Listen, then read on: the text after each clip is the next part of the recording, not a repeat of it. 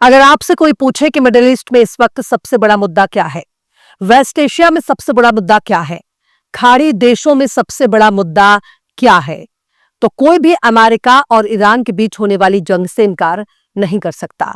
बीते 1 महीने से अमेरिका और ईरान के दरमियान बहुत बड़ी जंग का खतरा मंडरा रहा है और इस कशीदगी में घी डालने का काम इजराइल ही कर रहा है।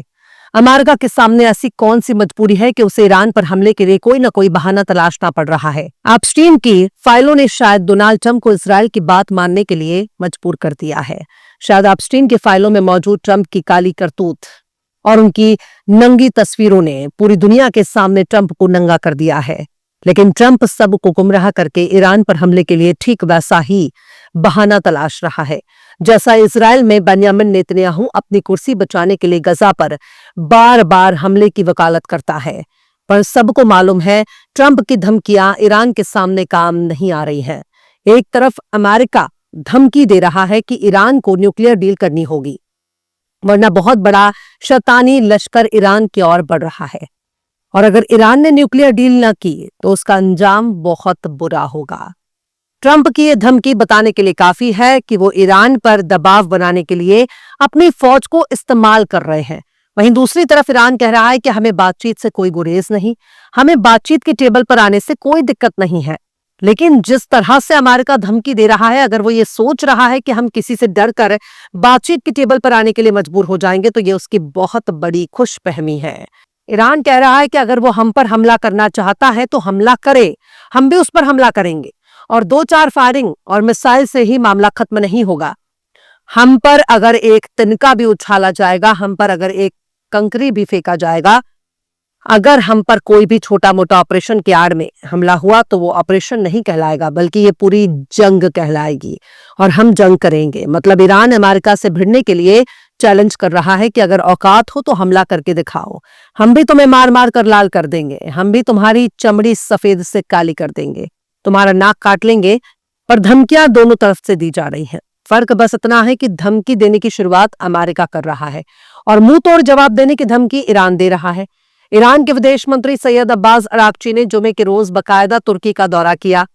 हालात ए जंग में अगर ईरान के विदेश मंत्री तुर्की का दौरा कर रहे हैं तो एक पड़ोसी दूसरे पड़ोसी के यहां सिर्फ हालचाल लेने के लिए नहीं जा रहा, बल्कि ये एक बड़ी स्ट्रैटेजी है कि कहीं अंदरूनी तौर पर तुर्की ईरान को हथियारों से मदद तो नहीं दे रहा, टेक्नोलॉजी से मदद तो नहीं दे रहा।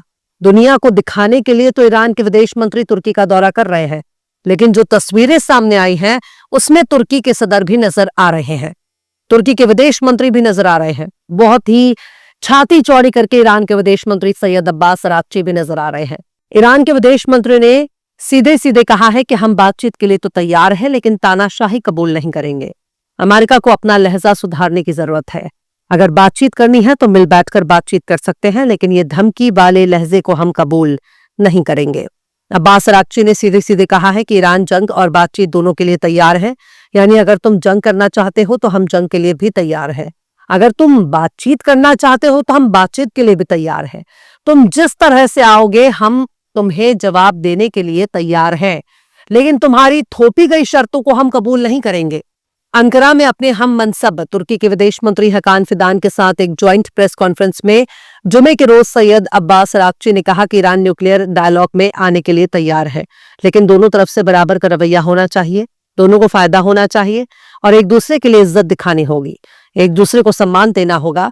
अगर ऐसा होगा तो ईरान टेबल पर बैठेगा। यानी ईरान कह रहा है कि उसे जंग में कोई दिलचस्पी नहीं है, लेकिन अगर कोई जंग के लिए उसे ललकारने की कोशिश करेगा तो ईरान जंग करेगा और हर हाल में मुंह तोड़ जवाब देगा। लेकिन अमेरिका के साथ यही तो दिक्कत है कि उसका सदर डोनाल्ड ट्रंप धमकी दे रहा है, ईरान को चारों तरफ से घेर कर बैठा है और बदतमीजी भी कर रहा है।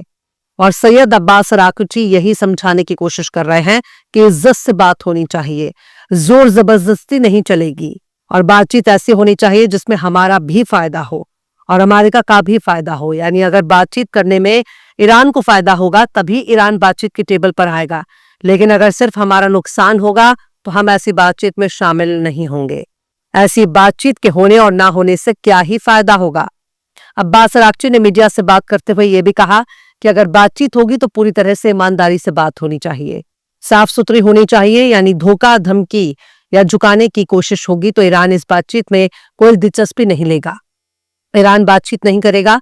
सैयद अब्बास अराक्ची ने यह भी कहा कि किसी भी तरह की धमकी या डिटेक्शन थोपने की कोशिश को बर्दाश्त नहीं किया जाएगा, यानी हम हमला कर देंगे वरना हमारी बात मान लो, हमारी इस बात को कबूल कर लो। इस तरह की बातें ईरान पर नहीं चलेंगी। ये भाषा ईरान बिल्कुल भी नहीं सुनेगा। और इसी के साथ ही सैयद अब्बास अराक्ची ने ईरान और तुर्की के रिश्तों की तारीफ की और कहा कि दोनों ही मुल्क पड़ोसी भी हैं और दोस्त भी हैं और मुश्किल हालात में और आम दिनों में एक दूसरे के साथ खड़े हैं। यानी ईरान ने तुर्की की जमकर तारीफ की है और कहा है कि दोनों पड़ोसी सुख दुख के साथ ही हैं, अच्छे बुरे हर वक्त में एक दूसरे के साथ ही रहे हैं। ये अल्फाज उन लोगों को बहुत तकलीफ देगा जो ईरान को शिया मुल्क कहते हैं, जबकि तुर्की और ईरान दोनों ही मुस्लिम मुल्क हैं, फिर भी उन्हें शिया और सुन्नी के नजरिए से पेश करते हैं। ये पश्चिमी एजेंडे को बहुत सूट करती है, यानी इस्लामी नजरियात को दो धड़ों में बांटने की कोशिश हो रही है, जबकि दोनों धड़े एक ही हैं, एक ही रसूल को मानते हैं, एक ही रब को मानते हैं, एक ही किताब पढ़ते हैं और दोनों की हदीसें भी एक हैं। दोनों नमाज ही पढ़ते हैं, रोजे भी रखते हैं, लेकिन वेस्टर्न लॉबी, यूरोपियन लॉबी, अमेरिकी लॉबी दोनों को अलग अलग करके पेश करती है। ना तो शिया सुन्नी कोई बिरादरी है और ना ही मजहब और ना ही कोई अलग ख्यालात हैं। दोनों के इमाम भी एक ही हैं, दोनों के खलीफा भी एक ही हैं, फिर भी वेस्टर्न लॉबी शिया और सुन्नी नाम के अल्फाज को जमकर उछालती है। ऐसा कोई सुन्नी इस दुनिया में पैदा ही नहीं हुआ जो शिया ना हो, और ऐसा कोई शिया इस दुनिया में है ही नहीं जो ईमान से सुन्नी ना हो, जिसे अमेरिका, इजराइल, ब्रिटेन खूब उछालते रहते हैं। वो हकीकत से ज्यादा पश्चिमी एजेंडा है।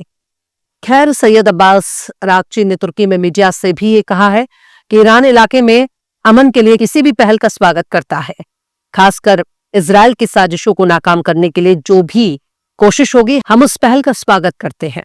यानी ईरान का यही कहना है कि मिडिल ईस्ट में अमन चैन बना रहे, टेंशन कम हो, वो किसी भी अच्छी कोशिश का समर्थन करेगा और इसके साथ ही इजराइल की गंदी साजिशों या इजराइल के हमलों को रोकने वाली पहल का भी स्वागत करेगा। अब्बास अराक्ची ने यह भी कहा कि तुर्की के बातचीत के तरीके की अब हिमायत करते हैं। इलाके में मौजूद ममालिक के बीच अमन होना चाहिए और इसके लिए हम किसी भी बातचीत में शामिल होने के लिए तैयार हैं। यानी तुर्की जो तरीका अपनाता है, इलाके में मुल्क आपस में बातचीत करते रहे, ईरान उसकी तारीफ करता है। ईरान खुद भी तैयार है कि मिडिल ईस्ट के मुल्क मिलकर बैठे, टेंशन कम करें और लंबे अरसे तक अमन बनाए रखें। खैर, अमेरिका को समझ जाना चाहिए कि वो गलत लोगों से पंगा ले रहा है। ये वो नहीं है जो डर जाए, ये लड़ेंगे और आखिरी सांस तक लड़ेंगे। उन पर जोर जबरदस्ती काम नहीं आएगी, उल्टा अमेरिका को ही शर्मसार होकर लौटना पड़ेगा। खैर, जंग किसी भी मसले का हल नहीं होना चाहिए। दुनिया में कोई भी ऐसी लड़ाई नहीं है जिसे बातचीत के जरिए खत्म ना किया जा सके। कोई भी हथियार खुद की दिफा के लिए होना चाहिए, खुद की सिक्योरिटी और सेल्फ डिफेंस के लिए होना चाहिए, पर इसका यह मतलब नहीं होना चाहिए कि अमन की बात करने वाला कमजोर और मजबूर होता है। फिलहाल इस खबर में बस इतना ही। यह एपिसोड आपको कैसा लगा कमेंट बॉक्स में जरूर से बताइए। पसंद आए तो लाइक करें, शेयर करें और बेबाक निष्पक्ष स्वतंत्र पत्रकारिता को सपोर्ट करने के लिए हमारे चैनल टाइम्स मेल को जरूर से सब्सक्राइब करें और बेल आइकन की घंटी वाली बटन आप जरूर से दबा दें ताकि आपको हमारे आने वाले नए वीडियो की नोटिफिकेशन फौरन ही मिल जाए। फिर मिलता है किसी और वीडियो में एक नई खबर के साथ। हर्षिता मिश्रा को दीजिए इजाजत। जय हिंद। अगर अभी तक आपने हमारे चैनल टाइम्स मेल को सब्सक्राइब नहीं किया है तो जल्दी से सब्सक्राइब कर दें और बेल आइकन भी प्रेस कर दें।